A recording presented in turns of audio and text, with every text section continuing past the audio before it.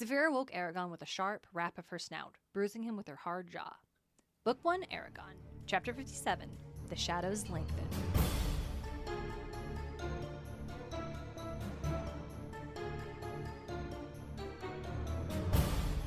Welcome to Eragon and Back Again, a podcast where we explore Christopher Paolini's inheritance cycle, chapter by chapter. I'm Darien Smartt. I'm Lucy Hart.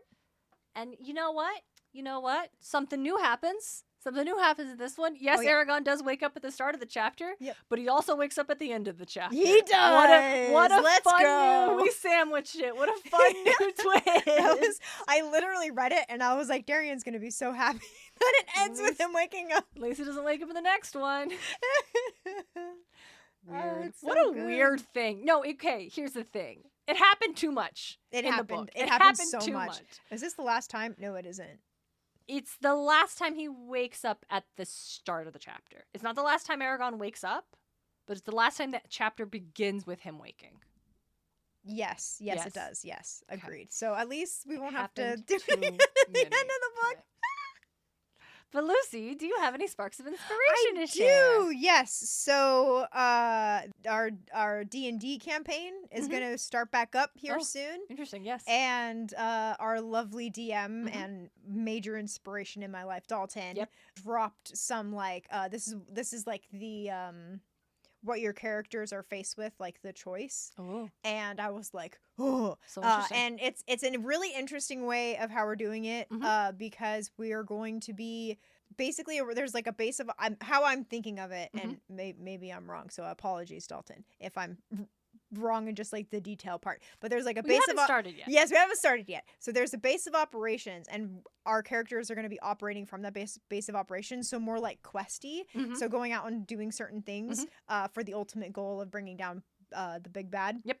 But because we're doing that, we can switch between characters in those like certain quests. So we can pick a character to go on this quest and a character to go on this quest and a character to go like that's something fun. like that. So it's unfortunate for me is like I love making characters and I make Dungeons and Dragons characters for the fun of it. Yeah. And so when he dropped that, I was like, ooh. And I unfortunately have there's 4 or 5 characters that I'm like that I can pick and choose from. And they're like from past, like some of them are from past Dungeons and Dragons like one shots that are based in like the same world. And then there are some that I've just I want to make like 2 new ones that I haven't really had a chance to play with yet. So I have like a couple of that. I just feel bad that I'm like, I have so many of them. But I'm excited that I can kind of explore these characters in that. But what it was, my inspiration was like, because of that, I sat down and wrote 13 pages of like my character, and then it was I think it was 13 because I switched between fonts of the different characters' perspectives because I wanted it to be like in their handwriting. Yeah. But their interaction with the choice that was brought to them. And how they came to be here and their thoughts on that and da-da-da-da. And I was like so super excited about it. So I wrote 13 pages sitting down in one sitting. And then I went back and I edited and blah, blah, blah, blah. But I was very excited. I'm like, I haven't written this much in freaking months. So good. So I was very excited. So nice. As always, Dalton is my spark of inspiration. I just love him and the world and yes, all of that. So very good. Yes.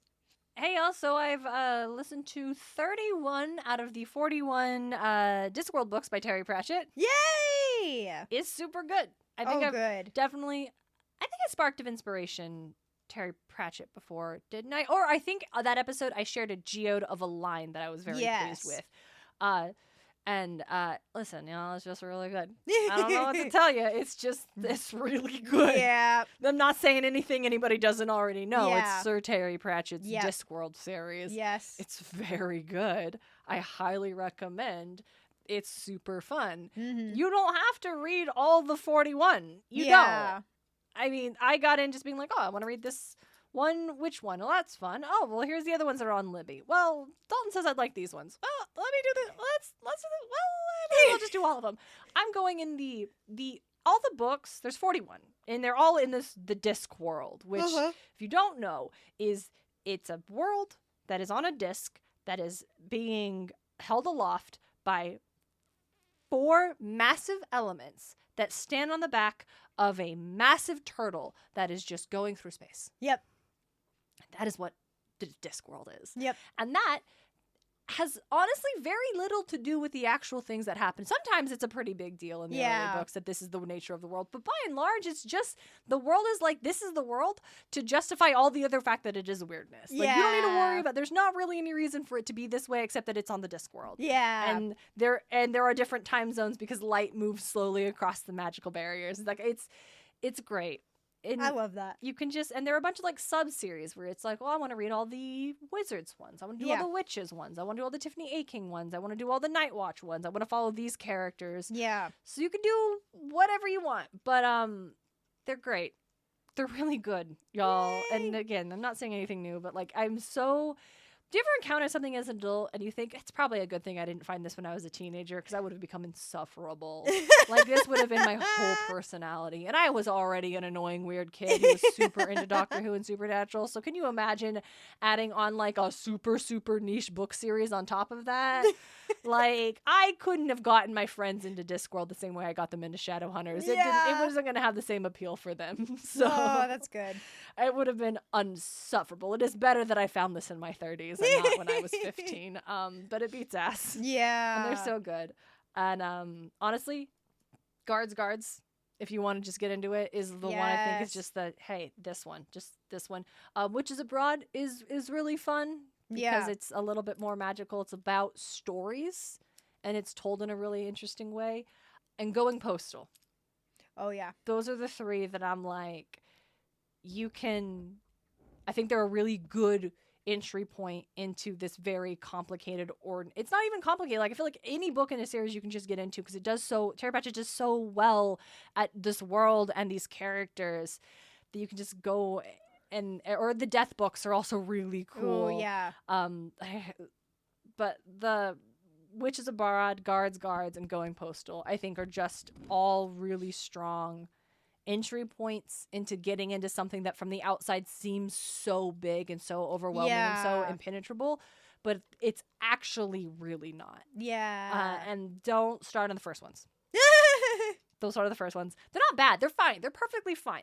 Actually mostly unforgettable except for a few scenes here and there. They aren't what the Discworld becomes. Yeah. And what makes it special. It's like the Adventure Zone. Yeah. It's like you do have to start with Here There Be Gerblins, but it's like understand that this is not what makes this thing special. Yes.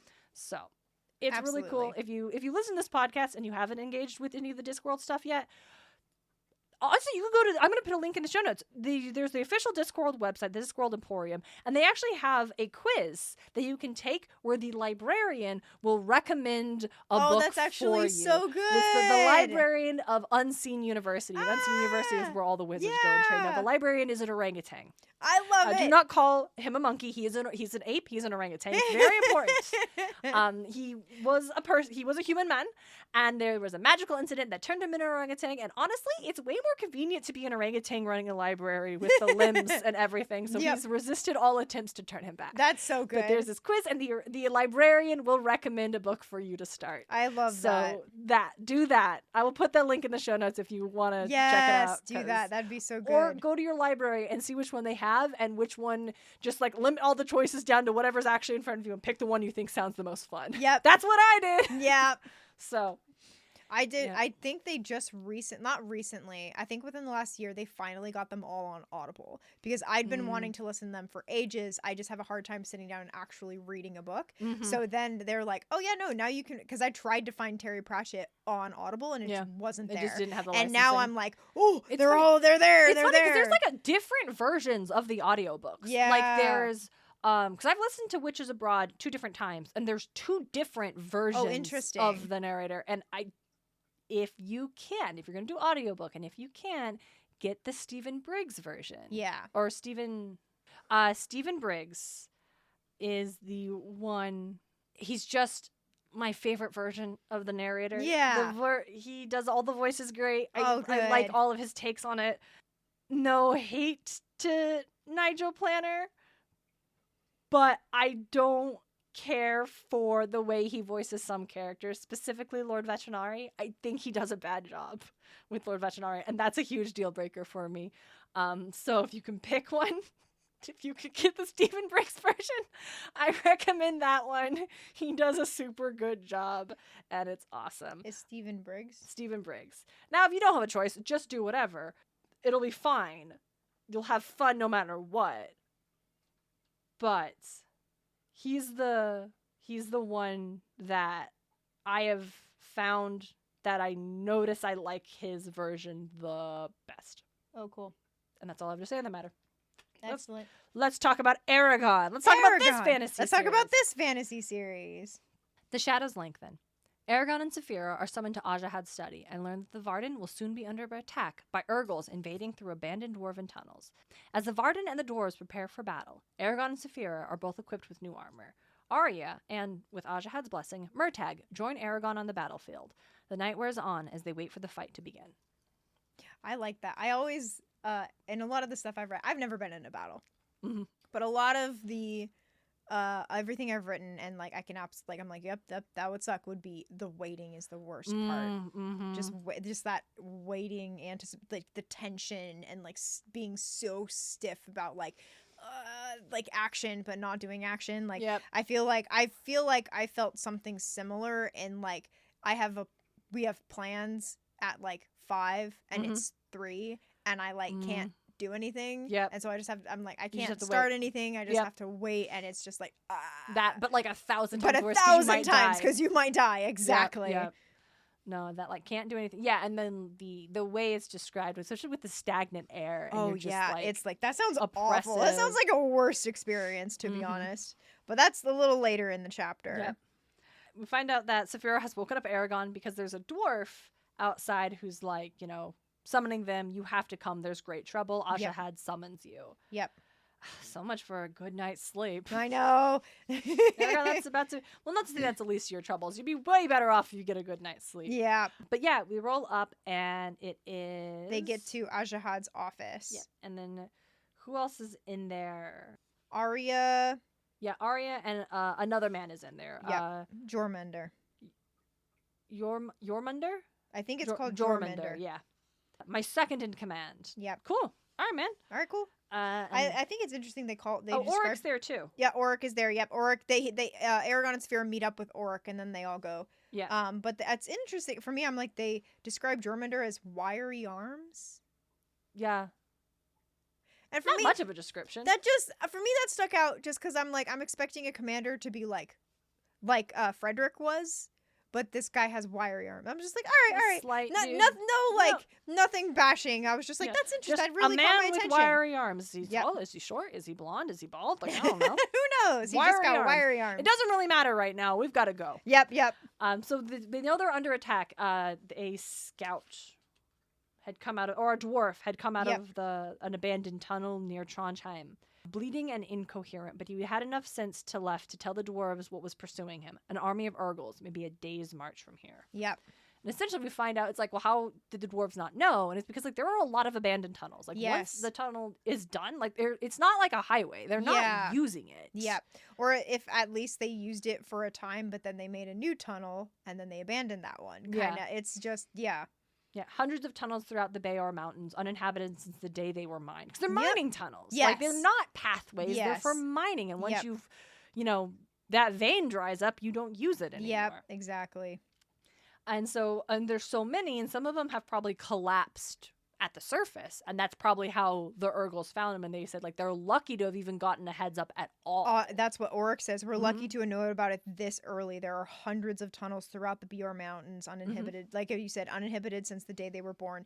The only dwarves who go in them are eccentrics who don't want contact with anyone. We could have just as easily received no warning at all. And it's just like, whoa, lucked out. Like, as scary as the situation is, like, that's lucky. Yep. And we find out, it sounds like the Urgals are, like, stationed at an abandoned dwarven city. Yes. That used to be one of their greatest ones, but since Trondheim was completed, everyone moved there. Yep.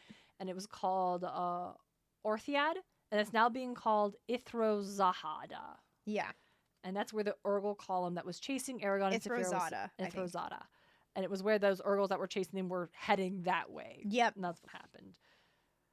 And so it's like a great strategic position. They can go anywhere at this point. They have the power to destroy both the Varden and the dwarves. Yes.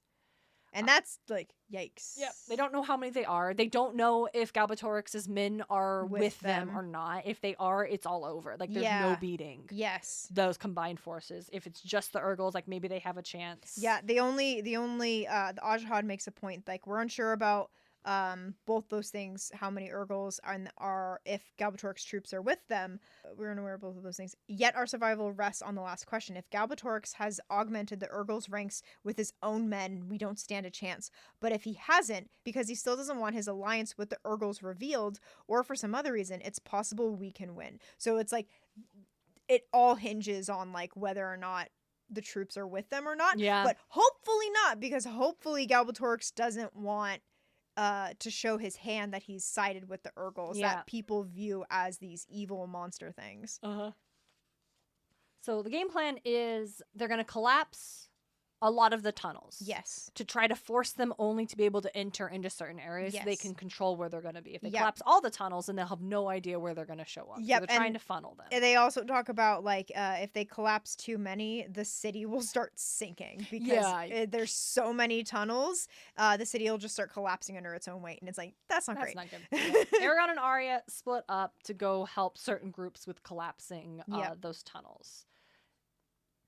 And meanwhile, they're going to evacuate all of the women and children. And the elderly. Yeah, and the elderly. So anyone, and if the Varden falls, there will be guides to take the evacuees to Smartt. Yes. That's all we can really do right now. We find out Naswada is being sent with them, which she does not love. Yes. At first glance, it can be like, well, that's ridiculous. Like, we know she's, like, we talked about the dagger, the warring dagger. We know she's competent. She's a fighter. Like, why is Ajahad like sending his daughter away? Is it like, oh, I just got to protect her? No, it's probably because she needs,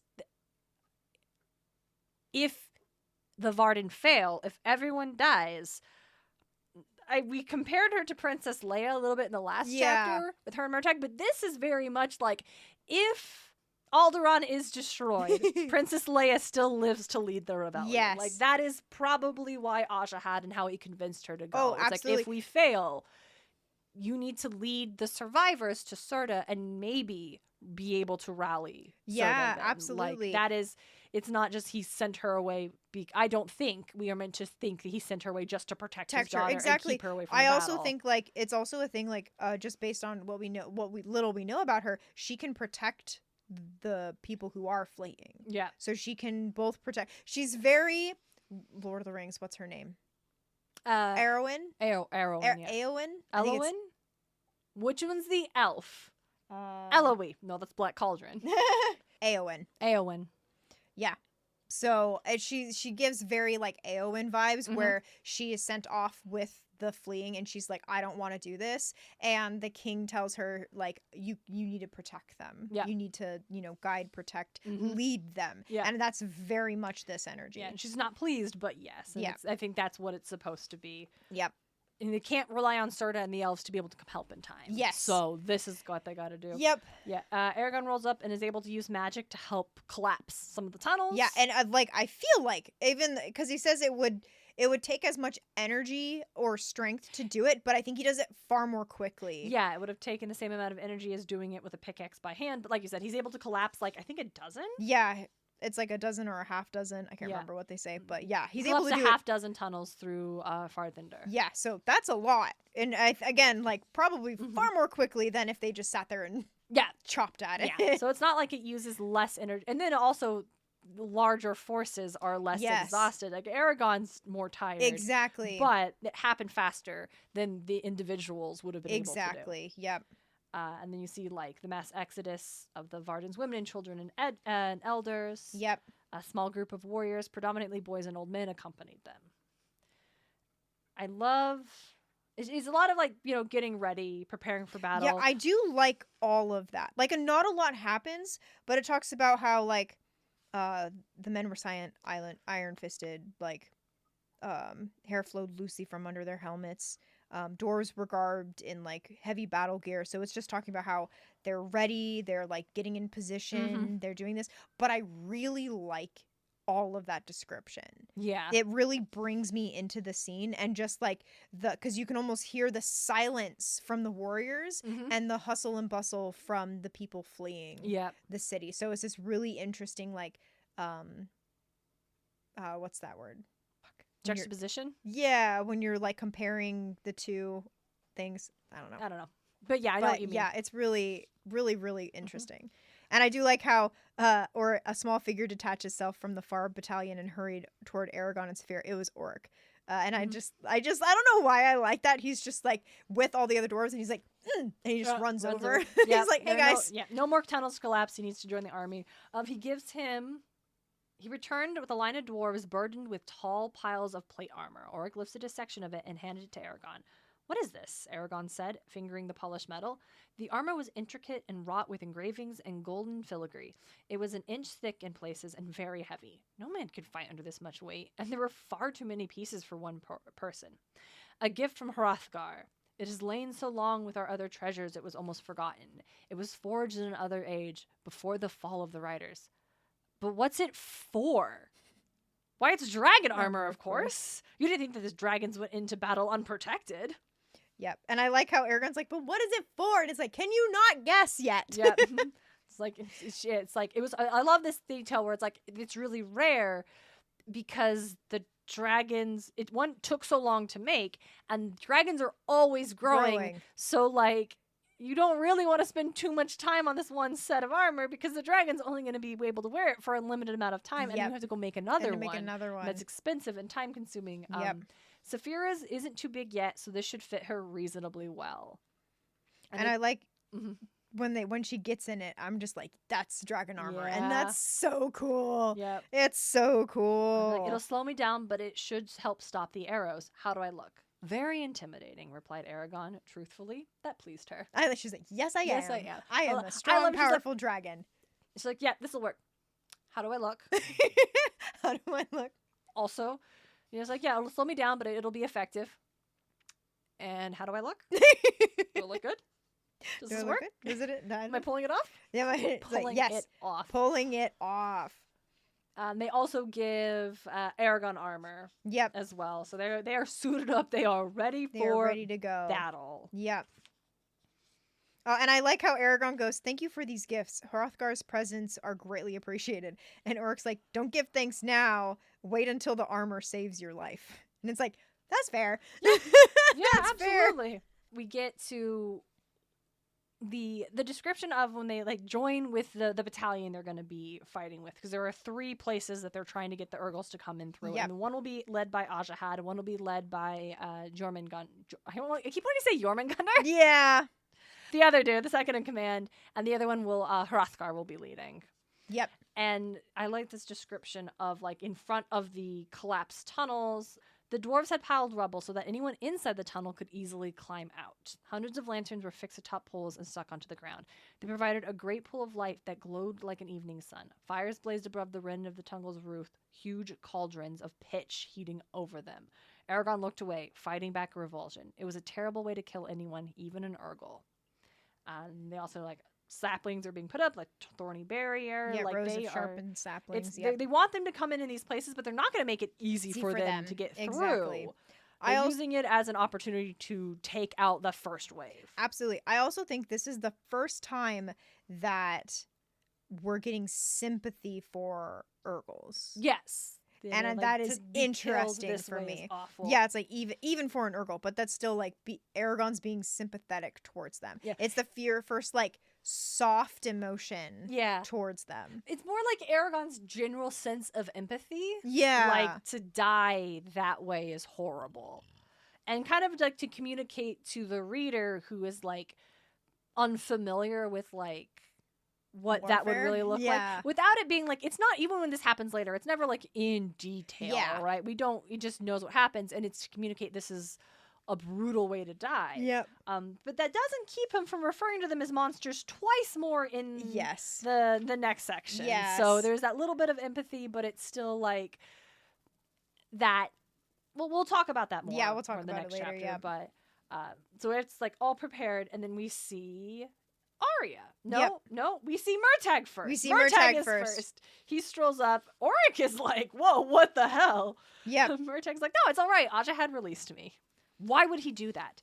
He said this was an opportunity to prove my good intentions. Apparently, he doesn't think I would be able to do much damage even if I did turn on the Varden. Yep. Like, and I like, and I like Eragon's, Murtaugh was an excellent and merciless fighter, exactly whom Eragon wanted by his side during the battle, which I find a little contradictory. Yeah. Because he was so upset about how mirthless. He was so upset about killing that slaver But dude? he's like, well, actually, he was pretty mirthless, and we're in a war now, so, like, yes, please. Yes. So like, it makes sense. It makes sense, like, but it's like, yeah, all right.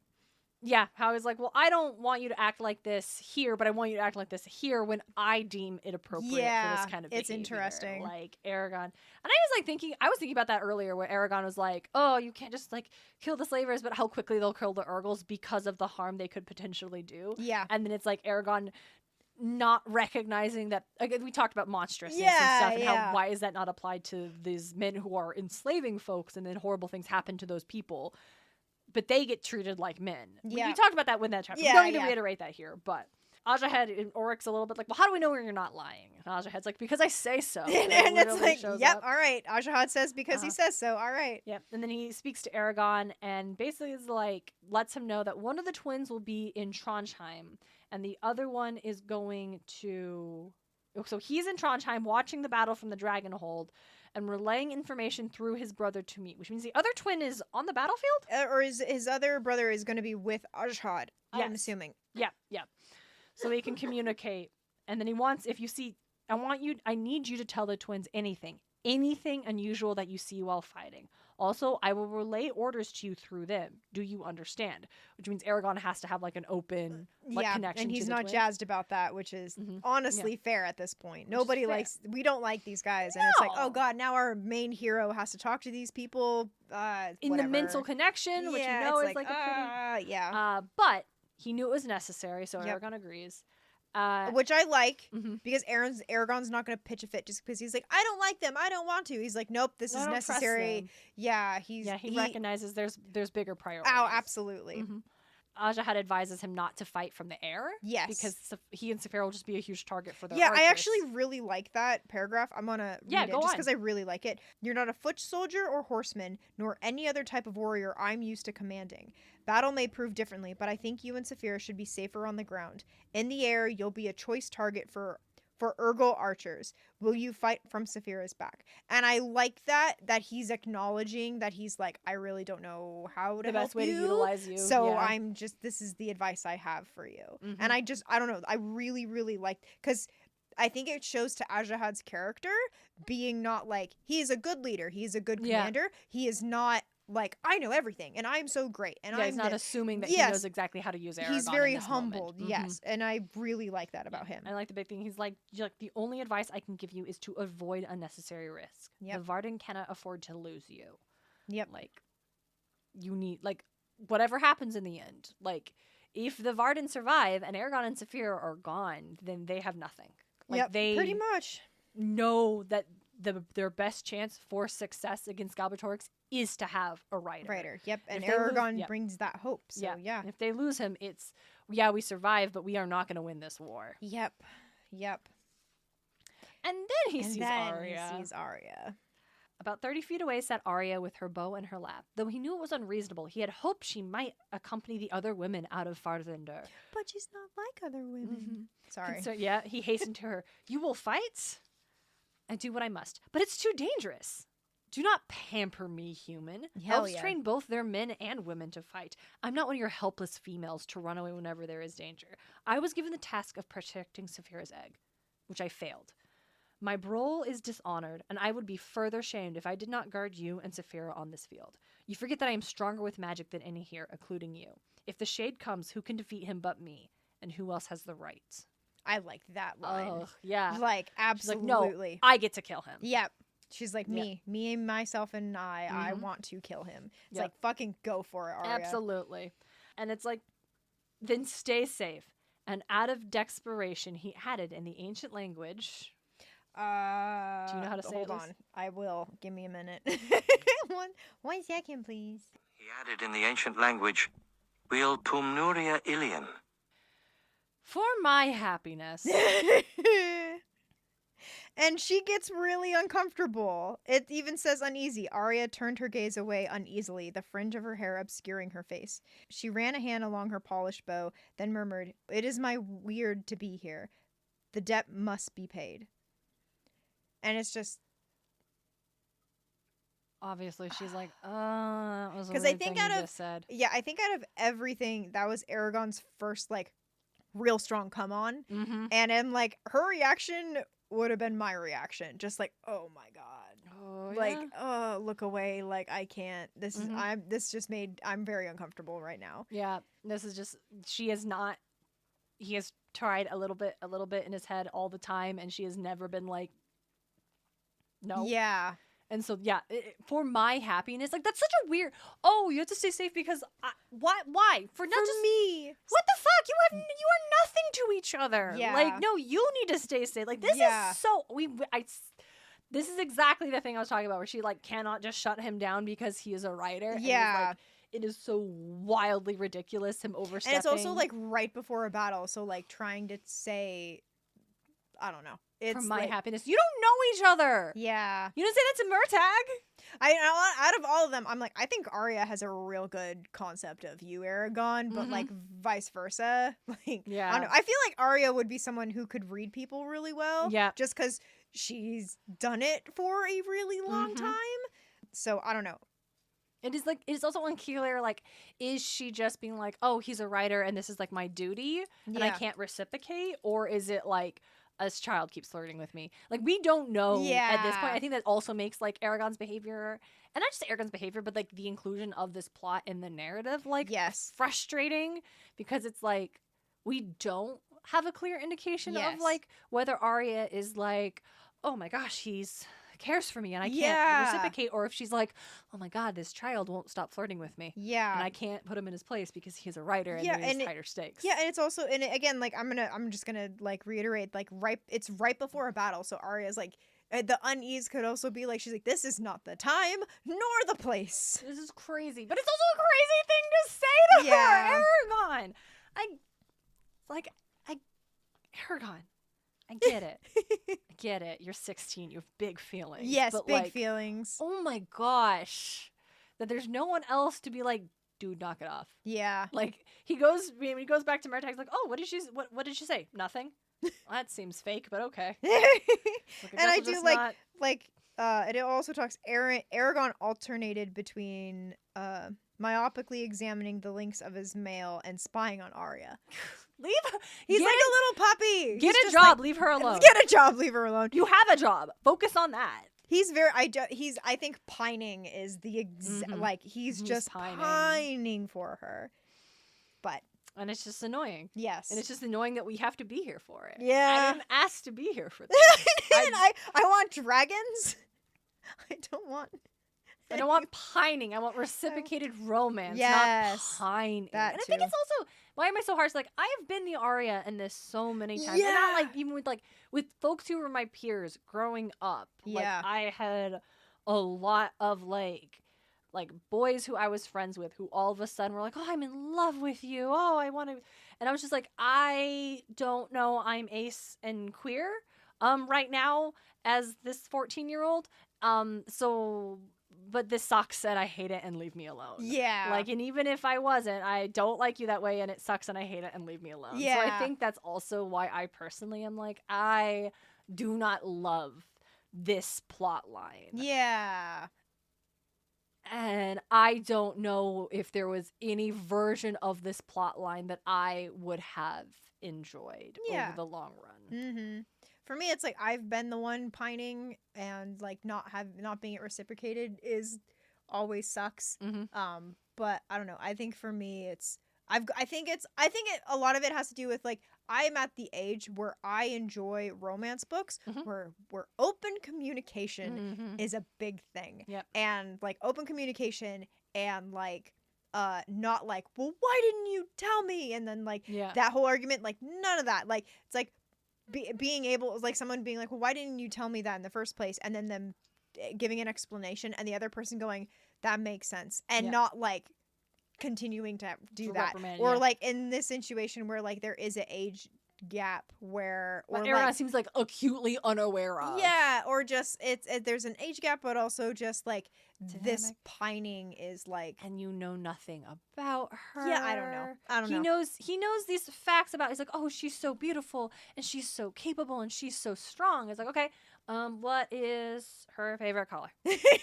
Why does she like that color? Who is her family? What does she hope to achieve? Why is she special? Why did she want to be the one to ferry Saphira's egg? Did you ask for that? Like, I don't think Arya would have. I don't think Arya, and I think like. Maybe that's why Arya answers all of Eragon's questions, because they aren't about her. They aren't about her. They're about like facts. And when she explains like, this is how I end up in Gilead, because I want you to understand like this is what the tattoo means because you have it on Brahm's ring and you should understand that symbol. Like he does ask her questions, but they aren't about her, and she probably wouldn't share that anyway. I was gonna say he never even thinks to ask. Why were you chosen to take? Why did you take on it was really dangerous. Why did you do that? What brings you to the Varden? Like, he doesn't know anything about her as an individual person, just this idealized version of his dream girl that she is like. Yeah. And he thinks he knows something. He's like, that's the thing about it. Yeah. And maybe we'll see that in later books become a more developed plot. Yes. And maybe, dear listeners, you can indicate, based on how annoyed we are right now, that mayhaps this doesn't pay off in a satisfying way. No spoilers. No spoilers.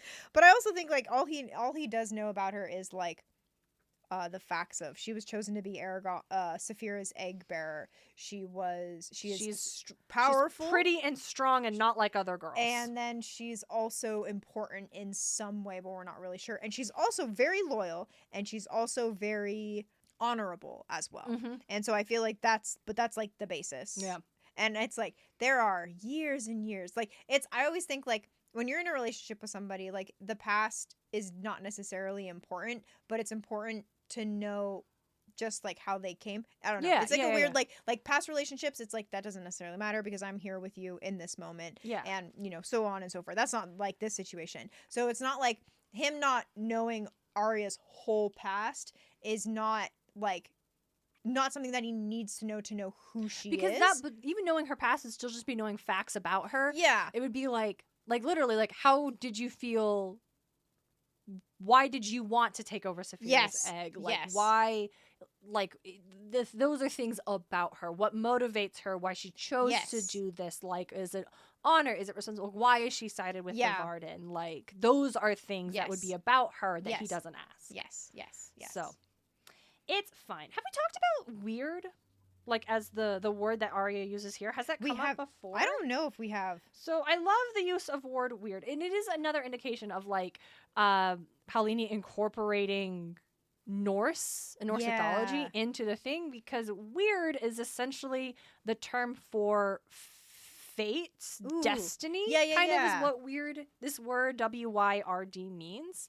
And it is literally like, but it's not exactly like fate a la, it's like someone has spun, this is your destiny to fulfill. It's like, but the way she uses it is like, it is my obligation to be here because of the choices and decisions I made and the things that have happened to me. Yeah. I must be here now. Yeah. Like that kind of, it's not fate because the future said this will happen. It's fate because of what happened to the past brings me here, and now this is my responsibility. So her being like, I was supposed to protect Saphira's egg.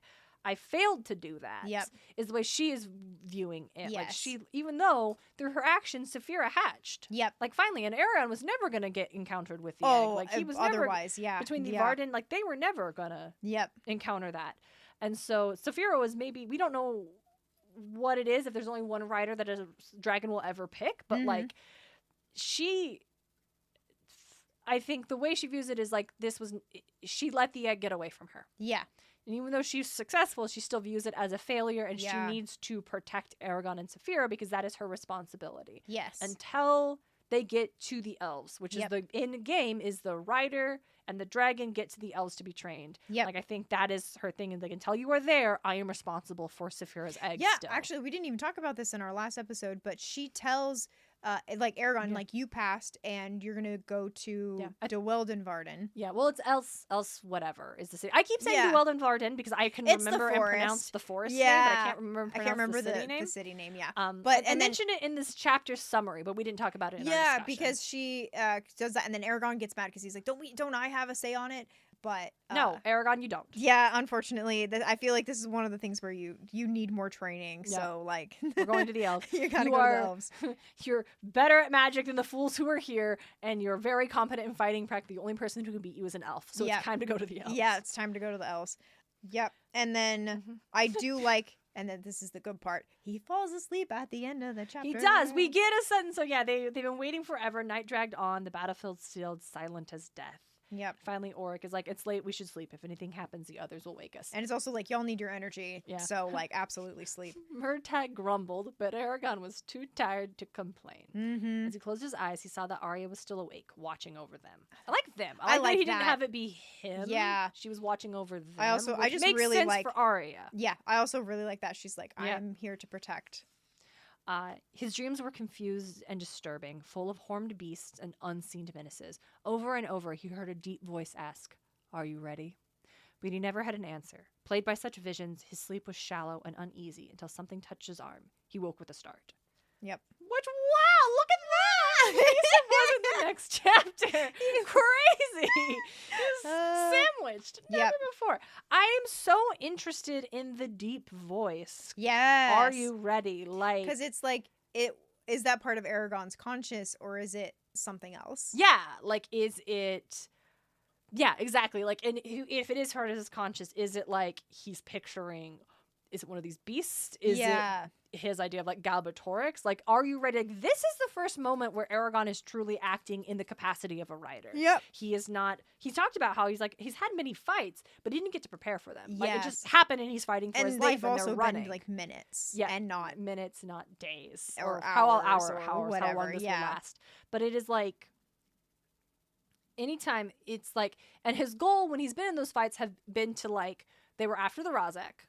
Yep. So that was the priority. Yep. Or, rescuing like Arya and trying to get to the Varden to save her. Yep. Now this is his first time where he is going to be acting in the capacity of a writer against the Empire. Yes. Like, this is really cementing what Eragon's side is at. Like, he could still, hypothetically, when they show up, abandon and just be like, I went here for my safety, but I'm gonna say, like, he could still, up until this point, side with Galbatorix. He could still change his mind. This fight him, and we know he won't, like, obviously he won't, but that is when, like, are you ready? It's like, I don't read it as being like, are you ready for the battle? I think you mean like, are you ready for what this? Because we're at the end of the book. Like, this is what it means. Like, you're going to fight, and like, you're fighting as a writer against the Empire. Yeah, I like are you ready not for the battle? Are you ready for the war that's coming? Yeah, like, this absolutely. This is the next step. Yep. And that's it. That's it. That's the chapter. I really, like I said, I really like this whole chapter. I like the description. I like the tension that is in it with the waiting and the preparing. Yeah. And like, I like Saphira's armor. Like, it's all very good. It wouldn't be as impactful if after the thing, they ran out and then had the fight immediately. Yeah. Like, the tension, the build up is so good. Because I feel like that's more realistic than just, and the battle's here, let's go. Yep. I think the waiting and like them having a chance to prepare and doing things within the waiting. Yes, like this, getting the armor, talking to Murtaugh, talking to Arya, like talking to Ajahad. Like, it wasn't just us being like, okay, we know we're gonna get a fight. Like, let's just get to the battle. Like, why are we wasting ink and pages? Yeah. Like, it was waiting and building that tension without wasting our time as the reader. Exactly. And I also like, it's also, again, realistic where the characters are doing things in that time because they're like, we're gonna do everything we can to prepare for this in our favor. So absolutely, it all tracks. Good. I think, I don't know, tension. Yes. Anticipation is my writing tip. I agree. That's a good one. But no, I think like filling the waiting space with something other than just waiting is a good way to fill waiting and also build tension is I think what you were going for. So absolutely.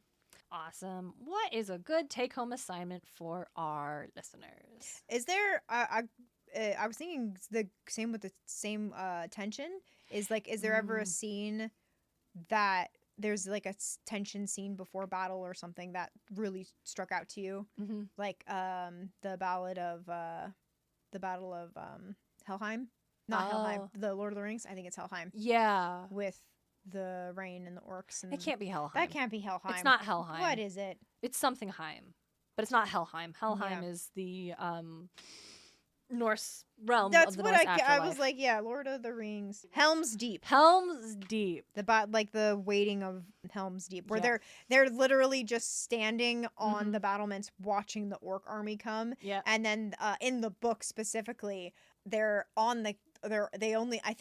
I feel like they only know that the orcs are there with flashes of lightning, and the orcs are just writhing black bodies below them, and then it gets all dark and they can't see them anymore. That's super and that's good. Creepy. Yeah, but I don't know if that's something we want to. Building tension is great. Or maybe pre-battle instead of pre-battle tension. But I like that pre-battle stuff. I like pre-battle stuff. Yeah, like so. Staying on the thing of like Lord of the Rings, I really love Legolas and Gimli having conversations in Lord of the Rings. Like, I never thought I'd die fighting beside an elf. Like, what about fighting beside a friend? I can do that. Yeah, like that pre-battle. I like that. Any pre-battle scenes. Narnia. The movie is so good. The book's not so much, but the movie is the Narnia so movie, good. The pre-battle. So that was like, I feel like I've talked about it before. The moment where the cheetahs run out. Yeah, and they're a little faster. They go ahead because cheetahs. They're sprinters. That makes chills every time. I love it so much. Yeah. Towards the end of the Adventures on Balance podcast, there's a big battle. And kind of, right before the battle starts. And that pre-battle stuff where it's, we'll get this done in an episode and a half. There's 10 more episodes. Yeah. But that stuff's where you feel, and that one's also a good one for tension, where you feel it in the air. Also, of what's happening on the moon base. Luke's speech. Oh, I wasn't even thinking about that battle. For drawing a sign, drawing a line, and that stops here. That's so good. I was thinking of on the moon base before they can see what it is, and they know something is wrong, and the storm feels wrong. That too. And okay. So favorite pre-battle stuff are favorite examples of tension. You can have both. Have both. Have both. They feel like they're pretty connected. Yeah. So nice. I only have one listener comment because I went through and double-checked our stories of the Q&A ones to see if I'd missed anything, and I'd only missed one. It's from dear listener Curtis Moore. Curtis! One of the earliest ones of what character death hit you the hardest. Spoilers. It's Robin Hood from the BBC series. Oh, yeah. Apparently for Curtis. Oh, yep. And that is the only other comment I have that we haven't acknowledged, I think, from. And if there is one, they're like, y'all never read mine. I'm so sorry. I missed it. Yep. I'm so sorry. There was an email, or it was on Spotify, or it was a DM on Instagram, or it was a comment on Instagram, or it was a response to a story on Instagram. There's a lot all over the place, but I'm trying to keep all these ducks in a row. So if I'm so sorry. Yeah, I also think if, because we're, Darien mentioned in the last episode, we're recording the last episodes in one go. Yep. If I feel like what would be a good thing to do, too, is once we... all these last couple episodes come out, in the finale when we talk about the book as a whole, we can go back through wrap and read up all those. Any comments that we haven't gotten from these last few episodes. Absolutely. And then also, again, if you just don't have anything you want to talk about from the prompts for these episodes, but you do have ideas for you want to talk about from the whole book, things you liked, if you've never read the series before and this is your first time, like predictions for the future, if you have and you're revisiting it for the first time in a while with us, we'd love to know that experience. Yes, absolutely. Any thoughts you have about Eragon, how it's changed for you reading it? Like, again, I haven't read this since I think Brisingr Inheritance came out. Yeah. And that's been a good decade. I'm a very different person now. So, any of those experiences you have, we would love to hear what it's like for you, the listeners, on this journey, exploring this book and engaging this book and that kind of experience. We would love to talk about that in our proper Eragon episode finale. Yes. Which is just the finale of talking about this books. We will absolutely be back to talk about Eldest. Yes, I have bought all the books and I am eagerly waiting to go. I am so excited to go through Eldest. Oh my gosh. I'm so excited. We got Paolini announced another book. Oh yeah. Totally need to announce another book. The last time we recorded. Gosh. Well, not actually. Yeah. No, he announced one to celebrate the wild success of that Saphira statue Kickstarter, which I was like last night, should I with the podcast? And I looked at it again. And I'm like, I just don't like it. It's not bad. It's just not my favorite kind of dragon. Yeah. But it was wildly successful. Oh yeah, so that's super I think awesome. they had I think he said, if I remember, they wanted like 2,500 for it. 2,500 and got him over $1 million. And got over $1 million. With thousands and thousands it's of like, backers. holy it's shit. Incredible. It's one of the most successful Kickstarters. Yeah. Like, that's awesome. Yep. But he's like, and if we hit this milestone, I would announce what the next one is. Yep. And essentially, he, while writing Murtaugh, realized it couldn't be a one-off book and it needed to be a duology. Yes. So we're getting another Murtaugh book. Yes, I am freaking stoked and terrified at the same time. That's so funny. Yeah, because I have yet to read Murtaugh. I'm not going to read it until we get to it on the podcast, because might as well. That's the funny bit. Yeah. Which means, another book that I'm not going to get to until we get to it. Which very much means, of course, we'll be back for Eldest. Yeah. Because Darien needs to eventually read Murtaugh and whatever this next one is. Yep. So I hope he mentioned in his announcement on Instagram how there were some themes and character stuff in Murtaugh. He also mentioned how Rowan is gonna be in the next one. I am so excited. He also mentioned a character that you haven't met yet that's in Murtaugh. I was wondering. I was looking at this name and I'm like, is this someone from a later book or is this from Murtaugh? It's from Murtaugh. No, I love that character and I think you're gonna like that character and I'm so glad he comes back with Rowan. Like, yes. Yeah. When they okay, no, I can't spoilers. So, okay. We wanted to acknowledge that because that's super fun. And so we're not going anywhere because weird how this if you'd asked anybody, it's like, Eragon, that fandom, that's long gone. That's a relic of the past. And it's like, I got 2 new books and Disney is still hypothetically working on a series. Yep. So we'll see. We'll see. I like how you said weird because yes. Yeah. Weird. It's weird. Our fate has come to be this active part of this. Yes. And y'all, if that series ever does come out, we will absolutely be talking about it. Absolutely. We will be doing episodes, recapping as they come out. Oh, that'll be so good. I'm excited. We're going to be it. So thank you so much for listening. Hit us up on Spotify. Always welcome. Hit us up on Instagram. Shoot us an email.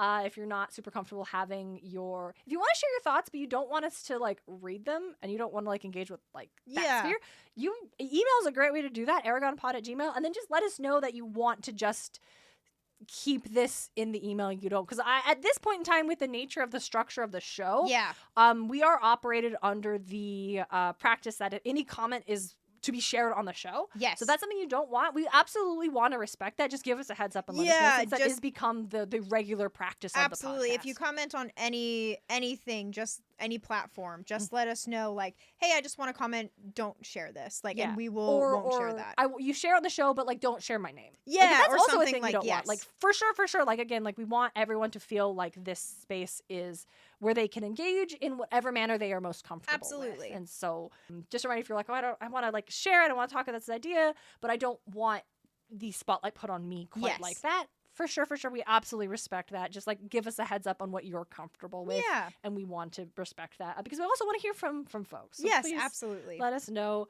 And we'll be back. Hey, we'll be back next week once again to wrap up Eragon. Yes, we're combining the last 2 chapters. Let's run it. Let's go. Until then, she's Lucy Hart. And she's Darien Smartt. And this is Eragon. And back again.